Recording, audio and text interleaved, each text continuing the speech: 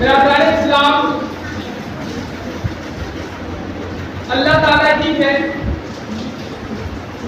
جو اپنے بندوں کو مال عطا کرتا ہے، کسی کو زیادہ تو کسی کو کم، اور پھر اللہ رب العالمین اپنے بندوں کو اس میں سے خرچ کرنے کا حکم بھی دیتا ہے، انفاق فی سبیل اللہ کی ترغیب بھی دلاتا ہے، بخیلی اور کنجوسی سے منع کرتا ہے۔ جیسا کہ فرمان ہے سورہ بقرہ آیت نمبر 261 میں، مثل الذین ينفقون اموالهم فی سبیل اللہ كمثل حبة أنبتت 7 سنابل في كل سنبلة 100 حبة والله يضاعف لمن يشاء والله واسع عليم۔ جو لوگ اللہ رب العالمین کی راہ میں اپنے مال کو خرچ کرتے ہیں تو ان کے مال کی مثال اس دانے کی سی ہے کہ جس میں 7 بالیاں ہوں اور ہر ایک بالی میں 100 دانے ہوں۔ اللہ رب العالمین جسے چاہتا ہے زیادہ مال عطا کرتا ہے، اور اللہ رب العالمین بڑی وسعت والا اور سب کچھ جانتا ہے۔ آیت کریمہ سے معلوم ہوا کہ اگر ہم اللہ رب العالمین کی راہ میں 1 روپیہ خرچ کریں گے تو ہم یہ سمجھ لیں کہ ہم نے اللہ رب العالمین کی راہ میں 1 روپیہ نہیں بلکہ 700 روپیہ خرچ کیا، کیونکہ اللہ رب العالمین اس 1 روپے کے بدلے ہمیں 700 گنا زیادہ یا اس سے بھی زیادہ اجر و ثواب عطا کرتا ہے۔ برادران اسلام، ایک مالدار شخص کسی دوسرے آدمی سے کہے کہ فلاں آدمی کو تم 100 روپیہ دے دو، میں تمہیں اس کے بدلے میں 700 روپے دے دوں، تو کیا وہ 100 روپیہ دینے والا آدمی اعتراض کرے گا؟ کیا وہ 100 روپیہ دینے والا آدمی پیچھے ہٹے گا، منع کرے گا؟ بالکل نہیں، کیونکہ اسے اس بات کا یقین دلایا گیا ہے کہ اگر وہ 100 روپیہ دے کر کسی کی مدد کر دے گا تو اسے اس کے بدلے 700 روپے ملے گا۔ تو اللہ رب العالمین کے بارے میں ہمارا کیا خیال ہے؟ جس کے پاس تمام خزانوں کی چابیاں، جو اپنے بندوں پر بہت مہربان ہے اور بہت کرم کرنے والا، جو اپنے وعدوں میں سچا ہے، جو اپنے بندوں کو کہتا ہے کہ تم میری راہ میں خرچ کرو، میں تمہیں اس کے بدلے 700 گنا زیادہ اجر و ثواب دوں، تو کیا وہ اللہ رب العالمین اس پر قادر نہیں ہے؟ کیا ہمیں اس کے حکم کی پیروی کرتے ہوئے اس کی راہ میں اپنے مال کو خرچ نہیں کرنا چاہیے؟ جبکہ اللہ رب العالمین فرماتا ہے سورہ مزمل آیت نمبر 20 میں، وَمَا تُقَدِّمُوا لِأَنفُسِكُم مِّنْ خَيْرٍ تَجِدُوهُ عِندَ اللَّهِ هُوَ خَيْرًا وَأَعْظَمَ أَجْرًا۔ جو کار خیر تم اپنے لیے آگے بھیجو گے تو تم اسے اللہ رب العالمین کے ہاں اس حالت میں پاؤ گے کہ وہ اصل عمل سے بہتر اور اجر و ثواب کے لحاظ سے بہت بڑا۔ اسی طرح سے اللہ رب العالمین دن رات خفیہ یا ظاہری طور پر خرچ کرنے والوں کو خوشخبری دیتے ہوئے فرماتا ہے سورہ بقرہ آیت نمبر 274، الذین ينفقون اموالهم باللیل والنہار سرا وعلانیۃ فلهم اجرهم عند ربهم ولا خوف علیہم ولا هم يحزنون۔ جو لوگ اللہ رب العالمین کی راہ میں اپنے مال کو دن رات خفیہ یا ظاہری طور پر خرچ کرتے ہیں تو ان کا صلہ اللہ رب العالمین کے پاس ہے، اور ایسے لوگوں کو قیامت کے دن نہ ہی کسی چیز کا خوف ہوگا اور نہ ہی وہ غم کرے گا۔ اسی طرح اللہ رب العالمین اور وضاحت کرتے ہوئے فرماتا ہے کہ تم اس وقت تک نیکی نہیں پا سکتے جب تک تم اپنے محبوب مال میں سے اللہ رب العالمین کی راہ میں خرچ کرو۔ جیسا کہ فرمان ہے سورہ آل عمران آیت نمبر 92 میں، لن تنالوا البر حتى تنفقوا مما تحبون وما تنفقوا من شيء فإن الله به عليم۔ تم ہرگز اس وقت تک نیکی نہیں پا سکتے، اللہ رب العالمین نے یہاں تاکید کے ساتھ کہا کہ تم ہرگز اس وقت تک نیکی نہیں پا سکتے جب تک تم اپنے محبوب مال میں سے اس کی راہ میں خرچ نہ کرو۔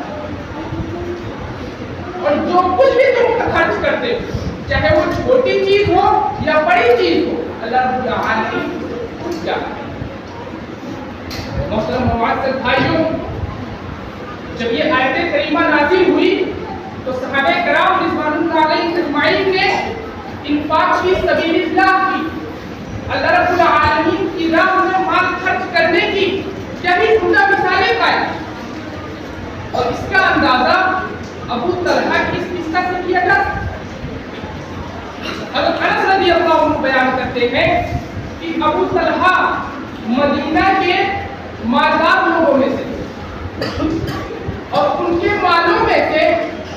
ان کے لیے سب سے محبوب مال جو تھا وہ ان کا ایک باغ جو بالکل مسجد نبوی کے سامنے رسول اکرم صلی اللہ علیہ وسلم ان کے باغ میں جایا کرتے تھے، اور اس باغ سے جو پانی بہتا تھا وہ کون سا پانی پیا کرتے تھے۔ جب یہ آیت کریمہ نازل ہوئی تو ابو طلحہ نے رسول اکرم صلی اللہ علیہ وسلم سے کہا کہ اللہ کے رسول، اللہ رب العالمین اپنی کتاب میں فرماتا ہے لن تنالوا البر حتى تنفقوا مما تحبون، تو میرے نزدیک میرا سب سے محبوب مال یہ باغ ہے، اور میں نے اسے اللہ رب العالمین کی راہ میں صدقہ کر دیا ہے، اور میں اسی سے اجر و ثواب کا طلبگار ہوں۔ میں اپنے اس مال کو، اپنے اس باغ کو اسی کے پاس ذخیرہ کروں، لہذا آپ اسے جہاں چاہیں دے دیں، جہاں چاہیں تقسیم کریں۔ رسول اکرم صلی اللہ علیہ وسلم نے فرمایا بخیل ذالک مال رابح، ذالک مال رابح، بہت خوب، یہ نفع بخش مال ہے، یہ نفع بخش مال ہے۔ رسول اکرم صلی اللہ علیہ وسلم نے فرمایا کہ ابو طلحہ میں نے تمہاری بات سن لی ہے، لیکن میرا خیال یہ ہے کہ تم اس بات کو اپنے رشتہ داروں میں تقسیم کرو۔ چنانچہ ابو طلحہ نے اپنے اس بات کو اپنے رشتہ داروں اور چچیرے بھائیوں میں بانٹا،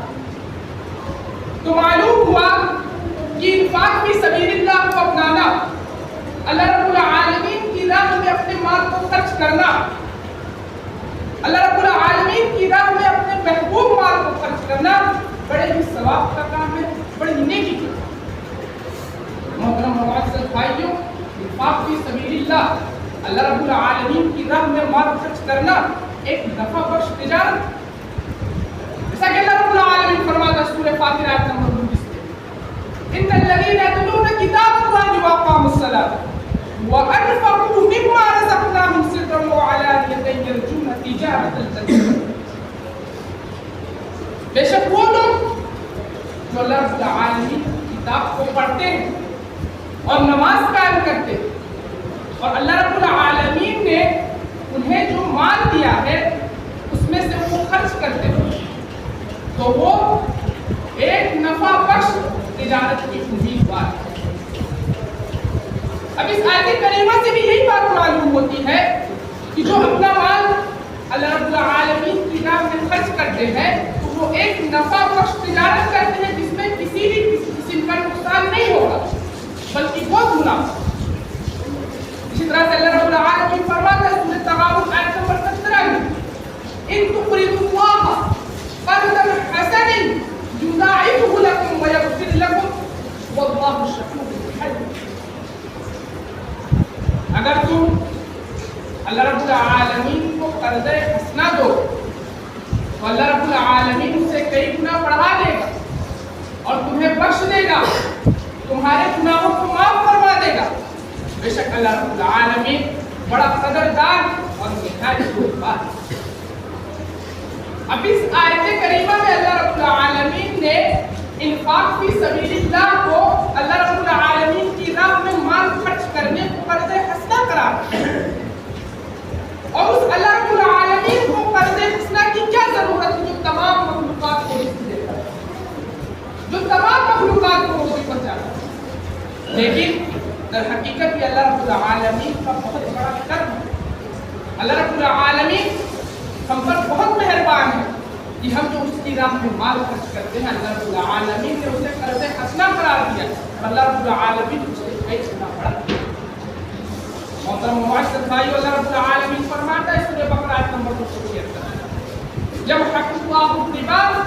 ویربی الصدقات واللہ لا یحب کل کفار۔ اللہ رب العالمین سود کو مٹا دیتا ہے اور صدقات کی پرورش کرتا ہے۔ اللہ رب العالمین ناشکروں کو اور بدعمل انسانوں کو پسند نہیں کرتا۔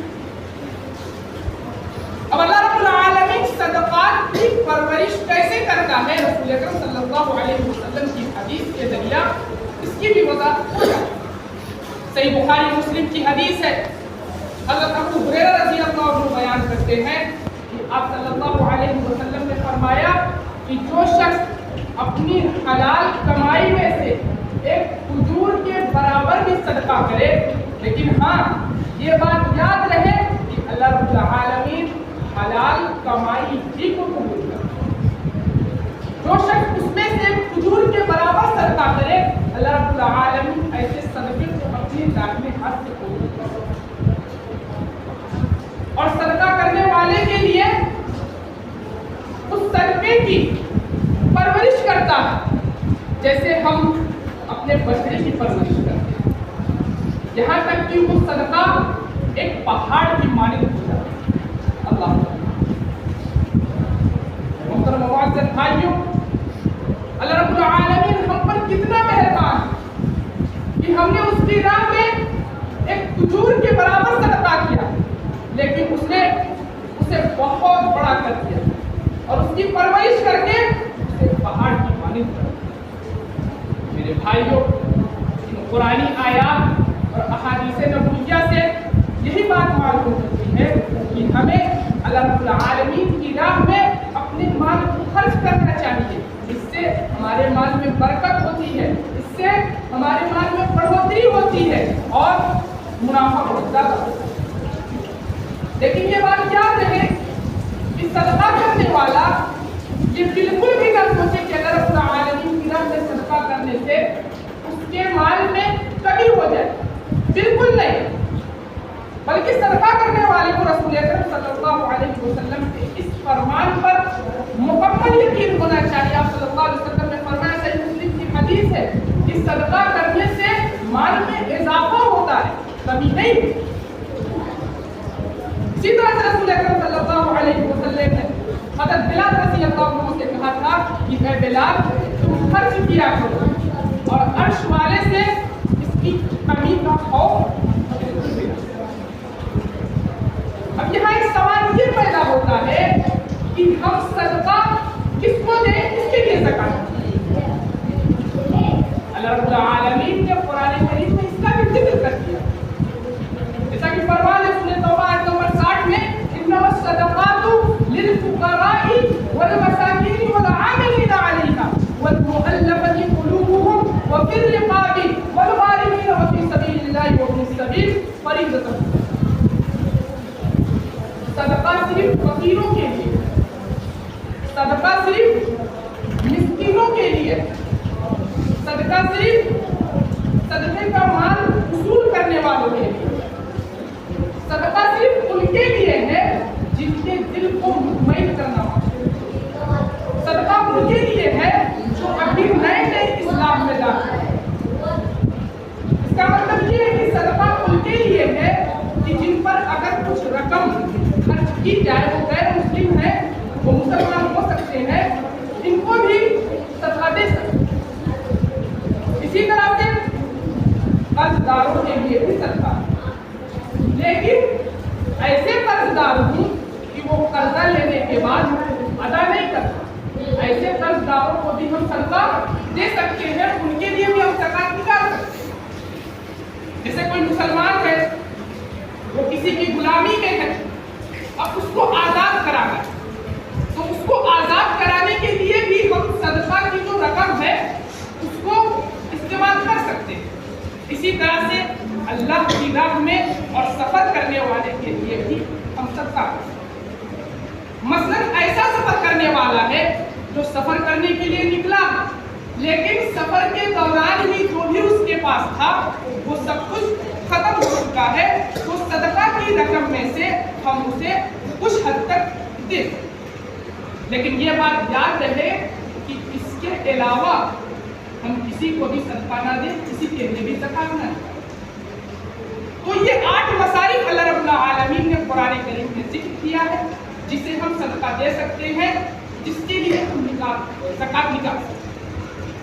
मेरे भाइयों, अभी हमने अपनी फसल काटी, अपने घरों पर हम लेकर आए, अब अपनी फसल में से भी हमें कुछ हिस्सा सदका करना चाहिए, ज़कात निकालना चाहिए, लेकिन इसका भी निसाब मुकर्रर किया गया। अगर हमारी पैदावार 653 किलोग्राम तक पहुंच जाती है, बाज़ उलमा ने 630 किलोग्राम भी लिया, अगर हमारी फसल 653 किलोग्राम तक पहुंच जाती है तो हम उसमें से 10वां या 20वां हिस्सा सदका कर सकते हैं, ज़कात निकाल सकते हैं। अब 10वां हिस्सा कब निकालेंगे? अगर हमारी फसल बारिश के पानी के जरिया या नहर के पानी के जरिया से तैयार हुई है तो हम उसमें से 10वां हिस्सा निकालेंगे, यानी कि 100 किलोग्राम में से 10 किलोग्राम हम सदका करेंगे, ज़कात। लेकिन अगर हमारी फसल बारिश के पानी से नहीं तैयार हुई है, खुद मेहनत करनी पड़ी है, खुद सिंचाई करनी पड़ी है, तो उस फसल में से हम 20वां हिस्सा सदका करेंगे, ज़कात निकालेंगे, यानी कि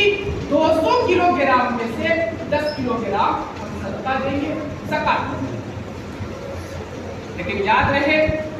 कि हम उन्हीं को सदका करें, उन्हीं के लिए ज़कात निकालें